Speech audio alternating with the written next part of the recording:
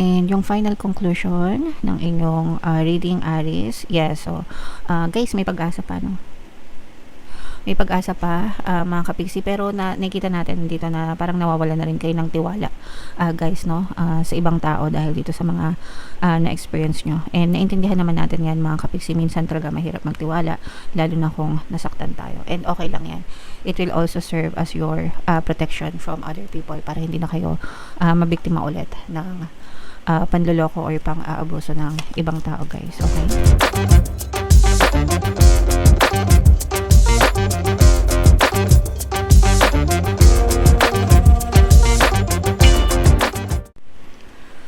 Hello guys, hello Aries, welcome back to Pinoy Pixie Tarot. Ang pamagat ng episode natin for tonight is sa loob ng 60 days timeless reading, guys, para sa Aries, Sun, Moon, Rising, Sun, and Venus. So ito yung ating gabay, ito yung ating spread na gagamitin, and ito naman yung ating tarot dice, guys. Okay, so kung ano na lang yung makaresonate sa inyo, guys, take that message, kasi hindi lahat ng mensahe ay mag-resonate sa inyo, mga kapiksi. So tingnan natin yung strongest energies, yung focus ng inyong attention right now, guys. Okay, so ito, guys, medyo masakit yung ulo nyo, no? Yung iba sa inyo parang masyadong maraming iniisip, overthinking, meron kayong mga conflict, pwedeng may conflict kayo sa ibang tao, guys, pwedeng may conflict din kayo sa sarili nyo, pero ang bottom line, guys, is masyadong magulo yung inyong pag-iisip right now, mga kapiksi. Okay, so kalmahan nyo lang, guys, no? Kailangan nyo mag-meditate. Sometimes okay lang naman to, kasi minsan talaga hindi natin makontrol, no? Kapag may mga nangyayaring hindi maganda sa buhay natin, mga kapiksi. So, okay lang, tao lang tayo, guys. And tingnan naman natin yung energy surrounding your environment, guys. Wow, so ito yung blessings, mga kapiksi. So ito yung mga blessings, pagpapala, kasaganaan. Parang sinasabi dito, guys, na nasa paligid mo lang yung blessings mo, pero maaring hindi nyo nakikita or hindi nyo na-experience, kasi maaring may mga balakid kayo dahil nga nakafocus kayo sa mga negative na nangyayari. So medyo may conflict, guys. So kalmahan nyo lang, mga kapiksi, no, para pumasok itong mga blessings na to sa buhay nyo, guys. Okay, so and tingnan naman natin yung energy nyo in your recent past, guys. So in your recent past, ayan, marami kayong mga frustration.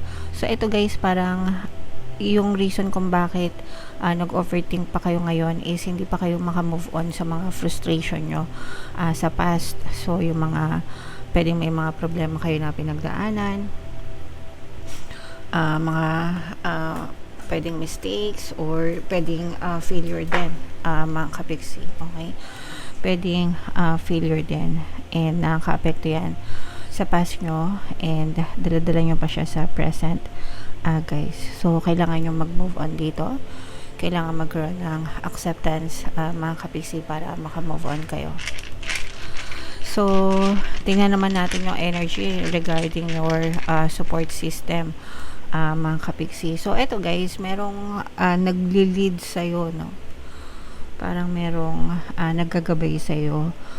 Pwedeng this person can be older than you, pwedeng parents mo, o kaya naman someone na mas mature, na sinusubukan kang intindihin yung sitwasyon mo, and at the same time sinusubukan kang gabayan para malampasan mo itong mga parang battle of the mind to, guys, no? Yung nararamdaman ko sa inyo, parang masyado kayo maraming pinagtatalunan sa isip nyo, mga kapiksi. So yung present energy nyo, tingnan natin yung energy sa inyong present, guys. These are brand new beginnings. So ibig sabihin nito, maaaring meron kayong mga bagay na gustong simulan right now, guys, more on business or investment, mga kapiksi.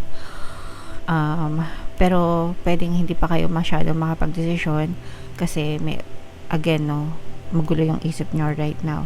So, kailangan nyo mong planuhin ito guys na mabuti kung gusto nyong i-push, no, para mas maganda kung kalmado yung isip nyo para makapagplano kayo na maayos and maiwasan yung mga further na troubles guys. So, tingnan naman natin yung energy surrounding your desires guys, okay? So, ito naman guys, yung mga desires nyo, kapag na-achieve nyo yan yung magiging susi para makabangon kayo and makarecover kayo. At saka yung iba naman sa inyo, yung mga desires nyo, ginagawa nyo naman silang inspirasyon para makabangon talaga kayo guys, okay?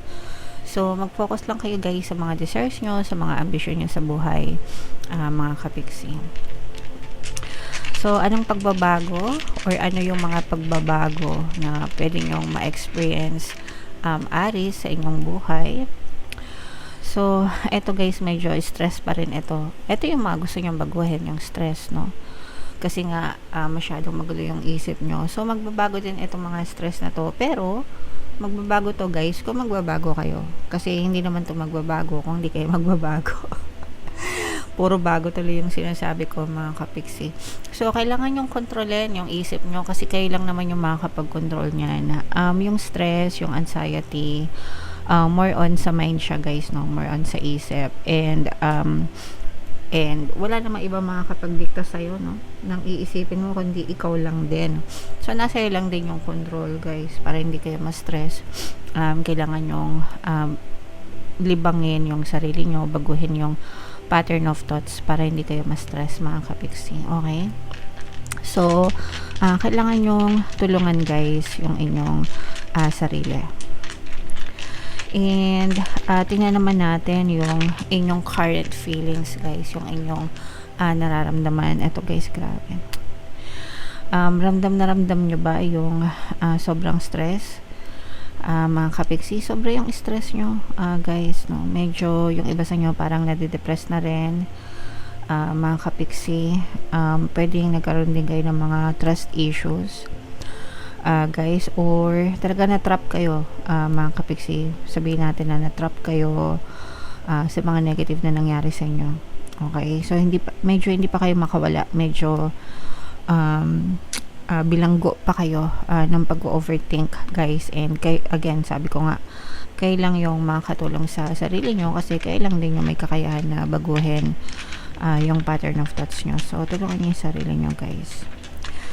Turn of events, mga kapiksi, tingnan natin kung ano yung mga susunod na events sa buhay nyo guys.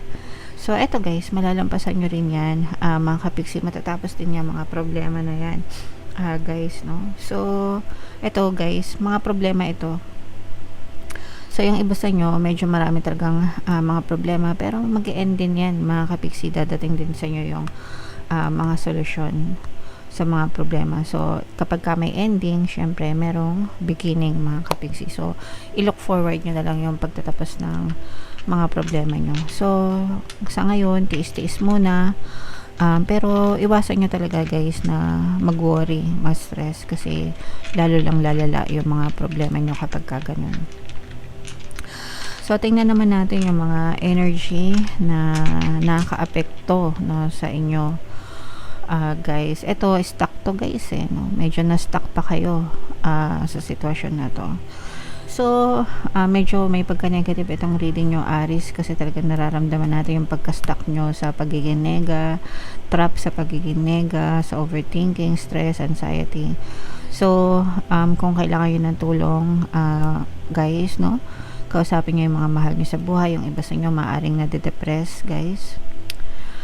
Para kayo nasa kumunoy, mga kapiksi, lalo kayong lumulubog. So, kailangan yung tulungan yung sarili nyo bago kayo malunod, mga kapiksi. So, tingnan naman natin yung energy from your spirit guides, guys, whether this is positive or negative. Medyo negative pa rin ito, guys, kasi parang nanlalamig din yung, kailangan yung bigyan din ng time, yung inyong spiritual connection with your spirit guides. So, magdasal kayo, baka nakakalimutan yung magdasal din, guys. Kaya siguro medyo nahihirapan kayo sa pagdadala ng problema nyo. So, magdasal, guys. Yan ang pinaka makapangyarihan na bagay na pwede nyong gawin. Lalo na kung namamroblema kayo. Magdasal kayo, okay? And tingnan natin yung energy sa inyong future, guys. Eto, magsisimula din kayo, mga kapiksi. Parang maawa din sa'yo sa universe. Pero, guys, you should love yourself, no? You should love yourself. Parang sinasabi dito, guys, na kung mahal mo yung sarili mo, tigilan mo ito. Kasi parang meron kang mental battle, no? Parang meron kang battle sa sarili mo na nahihirapan kang magpaka-positive. Nadadrown ka, nalulunod ka sa pagka-negative dahil sa mga problema, overthinking, depression. So, but in the future, guys, you will find love and light, no? May mga sasalo din sa'yo. Focus on love, focus on light, guys, para malampasan nyo itong mga problema na to. Okay? And yung final conclusion ng inyong reading, Aries, yes, so, guys, may pag-asa pa, no? May pag-asa pa, mga kapiksi, pero nakikita natin dito na parang nawawala na rin kayo ng tiwala, guys, no? Sa ibang tao dahil dito sa mga na-experience nyo. And naintindihan naman natin yan, mga kapiksi, minsan talaga mahirap magtiwala, lalo na kung nasaktan tayo. And okay lang yan. It will also serve as your protection from other people para hindi na kayo mabiktima ulit ng panloloko or pang-aabuso ng ibang tao, guys. Okay? Alright. So, comment down below, Aries, if feeling yun naka-resonate kayo dyan. Shuffle natin to, guys. Hanapin natin yung energy ng shuffle natin to. Buno tayo ng isa pang message. Panoorin nyo muna yung video natin regarding sa ating paano mag-manifest ng abundance video course. Kapiksi, sawa ka na ba sa mga struggles at hirap sa buhay mo? Masipag ka ba at masikap sa buhay ngunit hindi ka pa rin umaasenso? Ilang beses ka na bang nag-attempt mag-negosyo at mag-invest pero palagi ka pa rin nalulugi? Sa pagkakataon na ito ay maaaring may subconscious beliefs ka na nagiging balakid sa iyong pag-unlad at pagyaman. Introducing, paano mag-manifest ng abundance video course. Dito ay matututunan mong ma-overcome ang mga balakid mo para tuluyan ka ng umunlad, umasenso, sumagana, maging matagumpay, successful at maswerte sa iyong kabuhayan, pera, trabaho, negosyo, salapi at kaperahan ng bonggang-bongga. Dali, mag-send na ng email sa pinoypixie@gmail.com at simulan na ang iyong pagyaman ngayon. Alright, so sa lahat ng gusto mag-avail, mayroon tayong paano mag-manifest ng abundance video course, paano mawala ang third party at magkaroon ng harmonious na relationship, paano pabalikin si ex-revised breakup. Sa mga interesado, mag-send lang kayo ng email, guys. And ito yung ating, sa mga naghahanap ng pampaswerte, guys, Aventurin tsaka si Trin, yung recommended ko, may makikita kayong mga link sa description box. So, eto, guys, Florida Waters, this is about cleansing, guys, no, and makakatulong ito sa inyo, lalo na kung super nega kayo, mga kapiksi. So, yung best na cleansing na nire-recommend ko is yung paliligo sa mga tubig dagat kasi meron silang natural cleansing properties, yung mga bodies of water. So, kung yung lugar nyo malapit sa tubig dagat, maligo kayo, guys, kahit once a week lang. Or kung hindi naman pwede kasi malayo kayo, pwede kayong maligo ng tubig na may asin, yung timba. Timba na huling pangbanlaw nyo, lagyan nyo ng 3 kutsarang tubig, tapos haluin nyo, dasalan nyo, and ipambanlaw nyo, guys. Okay? Pwede rin kayo mag-sage, saging, sambong, guys, yung magpausok ng sambong, and pwede nyo siya magamit for cleansing din. Pausokan nyo yung sarili nyo. At saka yung space nyo, yung paligid nyo, importante, guys. Okay? Kailangan nyo yan para, kasi sobrang bigat ng energy nyo, Aries. Alright? So, yeah. Comment down below if naka-resonate kayo. And for more tarot readings, guys, ito yung ating 2026 kapalaran. Ito naman yung ating success stories ng paano mag-manifest ng abundance video course. Click here to subscribe, guys. Thank you for liking, sharing, and subscribing. See you next time. I love you all. Have a nice day. Bye-bye.